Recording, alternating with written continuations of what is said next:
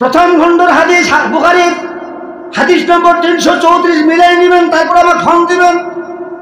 জেনে শুনে কথা বলতে এসেছি বন্ধুরে। কোন নর এবং নারী মুসলমানের বাচ্চা পশ্চিম দিকে পেশাব কিন্তু কেউ করি না। আমরা কি করি ভাই? কেন করি না? আমরা কিবলার দিকে সেজদা দেই। পশ্চিম দিকে প্রস্রাব করলে যা গুনাহ, পূর্ব দিকে ফিরে প্রস্রাব করলে সমানে গুনাহ। এজন্য পূর্ব পশ্চিম দুই দিকে ফিরে গুনাহ, অযত্ন পেশাব পায়খানা করা যাবে না।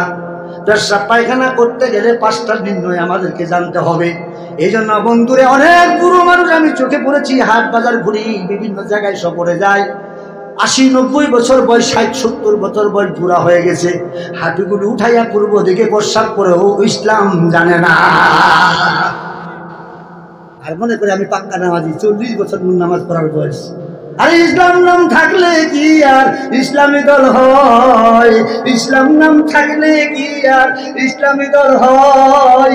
লেবাস দেখে স্বভাব কারো হয় কি পরিচয়? লেবাস দেখে স্বভাব কারো হয় কি পরিচয়? বিষের গায়ে লেখলে মধু হয় কি তাহা কবু? জাম গাছেতে হাজার চেষ্টায় আম কি ফলে তবু? বাঘের খাঁচায় ছাগল চানা চিনতে যদি দাও, চলাফেরা স্বভাব দেখে বাছাই করে নাও। বংশপত্রে কাজে করবে রাখতে হবে ঘুষ, বংশপত্রে কাজে করবে রাখতে হবে ঘুষ। কথা কাজে মিল নাই রে যা, সে কেবল মানুষ। আমার ভাইরা, 40 বছর পার হইলে কবরে অর্ধেকটা চলে গেল মানুষ। এখন অর্ধেক নির্ণয় করতে পারে না, আদব নাই, প্রস্রাব কোথায় করবে। প্রস্রাব করতে গিয়ে মানুষ দেখে আল হাইয়া ও সওবাতুম মিনাল ঈমান, লজ্জা ঈমানের অঙ্গ। যার লজ্জা আছে তার ঈমান আছে, যার লজ্জা নাই তার কোনো ঈমান নাই। এজন্য মাহফিলে এসেছেন, কিছু না কিছু নিয়ে যাবেন। সম্মানিত হাজিরিন, ও মুসলমান ভাইরা, যার সাথে যার মহব্বত তার সাথে তার কিয়ামত। ভাই ভালো আছেন? আমার খুব একান্ত ব্যক্তিত্ব, আল্লাহ উনার নাম্বার আমার কাছে এখনো আছে, আলহামদুলিল্লাহ। আল্লাহ হায়াতে দায়াত করে বলবেন কিছু। জি একটু মানে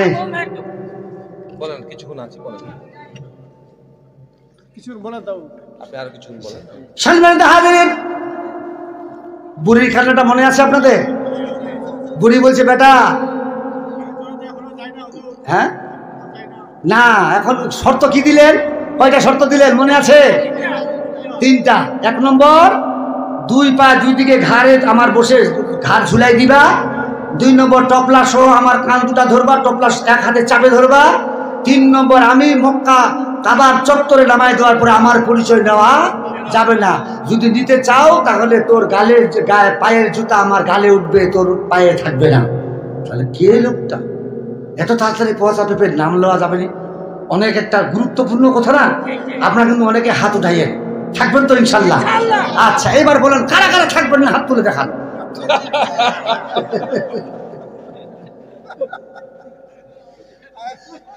জি জি, ঝগড়া তুলতে আমরা ছোটবেলায় স্কুলে খেলতাম না, পাখি উড়ে হাতি উড়ে, যা বেশি চালাক গালায় দড়ি চট করে আউট। জি, আর যারা মেমোরিতে আগে লোড দেয়, আপনি আগে বলেন, আমি সিদ্ধান্ত নেব। আমার মাথার থেকে মেমোরি থেকে 52টা এলাকা সার্ভিস আছে, কে কোনখানে দিবে আমাকে সার্ভিস দিবে, তারপর আমি বুঝবো ওকে চট করে আউট করা যাবে না। অধিক চালাকের গলায় দড়ি, কঠলের বিচি খাওয়া, গিলে খাইয়ে ঠকাবা। আল্লাহ কথা তুমি দিবার গেলাম ওইটা। সামান্য 2টা টাকার জন্য তুই বিচিলে 8 লাখ গিলে খাওয়ালে ওয়াক ঠকালো। আল্লাহ কথা বাড়ির জাখানে পৌঁছে এমন ভাবে বৃষ্টি, ঘরের পিছনে পরে বম্বই করে 8 লাখ বিচি রাখে দিল। সকালে তরকারি নাই, আল্লাহ কথা ওইলাই তো খিলাম। আল্লাহ সিদ্ধান্ত চূড়ান্ত সিদ্ধান্ত, যার যেখানে মুখ ওখানেই হবে, যার যেখানে অবস্থান ওখানেই যেতে হবে, করার কিচ্ছু নেই। এই জন্য কেউ যদি বলে সর্বপ্রথম ইন্না লিল্লাহি ওয়া ইন্না ইলাইহি রাজিউন, এই কথা বলবা না। যে লোকটা যদি খালি মোটরসাইকেলটা না যেত তাহলে মরতো না, সেরেক হবে, ওই সেরেকের গুনাহ মাপ নাই। मौत के समझा है गाफिल इख्तिताम जिंदगी मौत के समझा है ना पहले देता मैं जिंदगी है ये सब में जिंदगी सब है तमाम जिंदगी সম্মানিত হাজিরিন আমি লম্বা নয় মহিলারা অপেক্ষা করছে মা খুব খেয়াল করেন আপনাদের আলোচনা আমার একান্ত দরকার কারণ আপনারা এই ঘরের হলেন সরকার প্রত্যেকটা বাড়ির সরকার একজন মহিলা আমাকে কিভাবে খাওয়াবে কিভাবে পরিচর্যা করবে কারণ আমি ডাকাতি করে নিয়ে যাই দলিল নেন আমার জন্য জবাব আছে আমি মাল চুরি করে নিয়ে গেলাম ইসলাম বলছে আমার স্ত্রীর জন্য কিন্তু হালাল আমার স্ত্রীর জন্য হালাল এজন্য হালাল খাদ্য খেতে হয় হালাল খাদ্য খাওয়া ছাড়া দোয়া কবুল হয় না এজন্য মা আপনার বাড়িতে সোফা সেট ছিল না আপনি বাহানা করে নিয়ে আসছেন আপনার বাড়িতে রঙিন টিভি ছিল না আপনি বাহানা করে নিছেন আপনার বাড়িতে ঘরের আসবাব যা ছিল না আপনি সব কিনলেন কিন্তু আপনি না আপনার হকটা আদায় করে কোনোদিন আপনার স্বামীকে সন্তানকে মসজিদ পর্যন্ত পাঠাইতে পারলেন না আল্লাহর আদালতে কিন্তু আপনিও ছাড় পাবেন না যেহেতু আপনার অর্ধেকটা ইসলাম 8টা হক আপনার উপরে আমার স্ত্রী আমার উপর 8টি হক রাখে আর আমিও আমার স্ত্রীর উপর 8টি হক রাখি সমান সমান আল্লাহ কম বেশি করেন নাই এই জন্য বন্ধুরে 2টা সূরা দিয়ে একটা গরিব মানুষ নামাজ পড়বে বাস দেশের বাদশাহ ওই 2টা সূরা দিয়ে নামাজ পড়লে হয়ে যাবে কাফনের মাপকাঠি যেটা গরিবের ধনী ব্যক্তিরও সমান এই জন্য কাঁধে কাঁধ মিলে একত্রে আমরা নামাজ পড়ি গরিব আর দুঃখীর জন্য ধনীর জন্য নামাজ কম বেশি নাই কবরের কম বেশি নাই কাফনের কম বেশি নাই জানাজার নিয়ম সব কম বেশি নাই কিন্তু খালি সে আমার মিলাদত খাওয়াটা চেয়ারম্যান সাহেব ভিআইপি লাগলো নিজত বসে কেনা খাবেন লাগ করিয়ে না ফের সবাই একটু টিচারে দেখতে পাচ্ছে ও চেয়ারম্যান সাহেব তো ভিতরে আছে ভালো খিলাবে আমার মতো দিঘান আল্লাহ করে তুই হাড্ডি খান চুষে খাও উমায় খাইলে উমা বেশি কিনতে পারবে বেশি খাও আল্লাহর কাছে কিন্তু বৈষম্য নাই যেদিন আপনি বাড়িতে কামলা নিলেন আল্লাহ রসুল বলছেন আমার উম্মত রে মেহমানদের সাথে ওটা কিন্তু তোমার মেহমান আসলে তোমাকে লুটে নিয়ে খায় এরা তোমার কর্ম নিয়ে গোলা ভরা হাল উঠায় এদের সাথে যা তরকারি করছো ওই তরকারি একসাথে মেহমানের সাথে খাও বরকত বাড়াই দিব তুমি যদি ওদের সাথে খানা না খাও তুমি যদি বলো পরে খাবো তাহলে তারা মাঠে বলবে হাজি সাহেবের খানা কি এলা বেগুন তরকারি আর পাতলা ডাল নিশ্চয়ই ভালো তরকারি ছিল অথচ পছন্দ তরকারি ছিল না প্রশ্নবিদ্ধ হওয়ার আগে মেহমানদের সাথে খাও এটাই ইসলাম পছন্দ করে তরকারি কিন্তু আসলে নাই আপনি ওইটা দিয়ে খান একত্রে খান এই না মা আপনার ভিখারি আসছে তিরমিজি শরীফের হাদিস গঠনমূলক আলোচনা আজকে করতে পারলাম না একটু আগে ভাগে উঠাইবেন একটা ধারাবাহিক ধরবো ইনশাল্লাহ বলবো খানা খেতে বসেছেন পোলাও ভালো ভালো খানা খেতে বসেছেন মেহমান খেতে খেতে 2টা বেজে গেল পেটে তো একটা জাহান্নামের অংশ দিয়েছে ওই মুহূর্তে আপনার সামনে একজন হিন্দু হোক বৌদ্ধ হোক খ্রিস্টান হোক সকলে কিন্তু এক আল্লাহর তৈরি ঘৃণা নয় ওই ব্যক্তিকে যখন আপনার বাড়িতে আসে কিছু চাইলো তাদেরকে ধমক দিয়ে তাড়িয়ে দিও না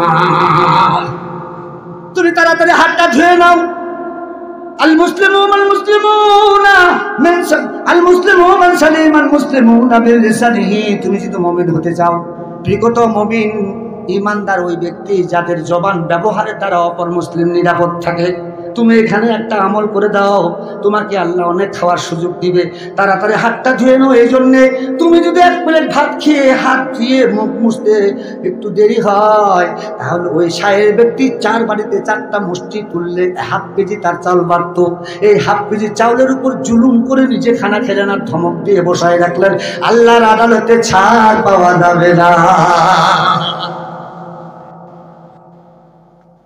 এই জন্য মুসলমান ভাইরা মায়েরা অনুরোধ করি বাড়িতে খানা ফকির আসলে আপনি দিয়ে দিবেন কোনোদিন লেট করবেন না এই জন্য নিজের সন্তানকে দাওয়াতে তাবলীগের মেহনতে পাঠাইছে আর অত আলেম টালেম কিছু না সব শিখি এমন জুব্বা একটা জুমা জানা পাচ্ছে হুজুর আপনি নামাজ পড়ান আল্লাহ তো দিদা সুরাই নিয়েছিল মানে পোশাক দেখে ওরা কলজা করে ভয় হয়েছে গে আলহামদুলিল্লাহ পড়েন দাড়িও রাখছে মাথায় টুপি হাতে পাঞ্জাবি হাতে তসবি দেখে বলছি হুজুর বলছে না আপনি পড়ান, আমি পড়াইতে পারবো না, আমার স্বাস্থ্য খারাপ। কথা আসলে শিখেই নি, লজ্জা তো একটা ব্যাপার আছে। এখন রমজান মাসে তো আসছে, আসার পরে মাকে বলছে মা আমি কিন্তু হুজুরের মুখে শুনছি জিম্মাদারের কাছে সুবহানাল্লাহ বলেন, আমরা কিন্তু নিজেই পরিচর্যা করে খানা পাকাই, আমি শিখেছি। আল্লাহর হাবিব রমজান মাসে এবং কোনোদিন মেহমান আসলে নিজেই হাত চুলার জাল দিতেন। কসম করে বলছি নবীর অনুসরণ করে বাড়িতে জীবনে কোনোদিন ঝগড়া হবে না। মেম্বার চেয়ারম্যান আদালতে বসে থাকবে, কোনোদিন বিচার যাবে না, যাবে খালি গোল্লা। বুঝছেন তো, উলাইকা কাল আনাম বাল হুম আদল। স্ত্রীর সাথে শুয়ে থাকছে, বাচ্চাও পটাক ফটাচ্ছে, দিনের বেলা মার করে আর বিচার ফেলে আদালতের লোক যাচ্ছে, অত লজ্জায় খাই গেলে মোরা দোকান মরবে না কেন? অত আনিয়ে টিভি দেখা মহিলা, লিপস্টিক মার্কা মহিলা, বা টিভি দেখতে রাত 3টা, সকাল 8টাও গেট খুলেনি। যে যার বাড়িতে সকাল 8টা গেট খুলেনি ওর বাড়িতে ঝকানো দেখেন তো সবাই যদি ঘুমা, তো ছলা তো মরে থাকার কথা। হ্যাঁ, ফার্স্টে আউয়াল চুরে হদবে মারেকার তা সুরাইয়া মিমে ওয়াদ্দি ওয়ারেকার। যার বাড়িতে শুরুতে ফজর দিয়ে শুরু হলো ওই বাড়িটা জান্নাতের বাড়ি, বলেন সুবহানাল্লাহ। তুমি বের হয়ে যাও, সালাম দিয়ে বের হয়ে যাও, রাস্তায় চলে গেলে শত্রুর আক্রমণে, অথবা তোমার ওখানে মওত আছে, চিরজীবনের জন্য ওই বাড়িটাতে আপনি দোয়া দিয়ে চলে গেলেন। আপনি মনে করেন নামাজ পড়ে বের হয়ে আমি হুন্ডা নিয়ে তরকারি কিনবো, আল্লাহ বলছে সেজদাতে তোকে মারবো, তুই ওই তোমার পরিবারকে একটু দোয়া দিয়ে চলে যা। সালাম দিয়ে চলে গেলেন, আবার সালাম দিয়ে বাড়িতে ঢুকলেন, পাবেন কোথায়?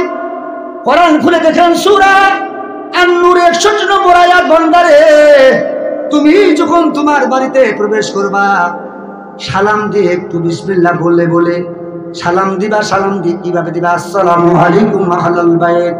তারপরে বিসমিল্লাহির রহমানির রহিম বলে বলে একটু অপেক্ষা করো, কারণ তোমার বাড়িতে তোমার মায়ের সাথে তোমার মায়ের যাও আসতে পারে, চাচি আম্মাও আসতে পারে, অন্য মহিলাও আসতে পারে, খোলামেলা গল্প করতে পারে, আপত্তিকর জায়গার থেকে কাপড় সরে যেতে পারে। এই জন্য ইসলাম কত সুন্দর, সালাম দিয়ে একটু অপেক্ষা করো। তাহলে তোমার বাড়ির আহালে পরিবারের সাথে অন্য বেগানা মহিলা আসলে তারা নিজে নিজে পর্দা টেনে নিবে। তারপরে তুমি কিছুক্ষণ পর চলে যাও, ওই বাড়িটা আল্লাহ জান্নাতের বাড়ি হিসাবে ঘোষণা দিবে। তো ছেলে বলছে আমি এইভাবে করবো, মা বলছে বেটা বয়স বেশি হয়ে গেছে, তুমি যেহেতু চিল্লা দিয়ে আসছো, হুজুর সেজে গেছো, তুই একটু বিয়ে কর। বলছে আল্লাহ তুমি নালিমান, আমি এটাই চেয়েছিলাম। তাহলে মা যেহেতু অর্ডার দিলাম, আমি তো কাউকে বলি নাই, কাউকে বলতে আমার লজ্জা করে, রমজানের আগে বিয়েটা হয়ে যাক, তোমরা বৌমা দেখো। ছেলে বলছে মা তোমরা বৌমা দেখো। বলছে কেন বেটা, তোরটা তুই দেখে নিবি। বলে দেখলে তো মুশকিলে পড়বো, ইসলাম আর দুনিয়া কিন্তু আসমান জমিন ডিফারেন্স। কেন? বলে আমার হুজুর তাবলীগের মধ্যে বলেছে আমি ইসলাম শিখি আর শিখি, যেই মেয়েটাকে কাজ করবো ওটাকে আমাকে একাই দেখতে হবে। আমার 2 দুলাভাই 2টা বোন বিয়ে হয়ে গেছে, দুলাভাই 2টা বড়, আমি ছোট। 3 জন মিলে একত্রে যদি আমার স্ত্রীকে দেখি, ওখান থেকে হারাম জাদা তৈরি হবে, নেককার সন্তান খুবই আশা করা কম যাবে। এই জন্য ইসলাম বলছে যে বিয়ে করবে ও ছাড়া ওর বাপ পর্যন্ত দেখতে পারবে না। মানে আমরা কেউ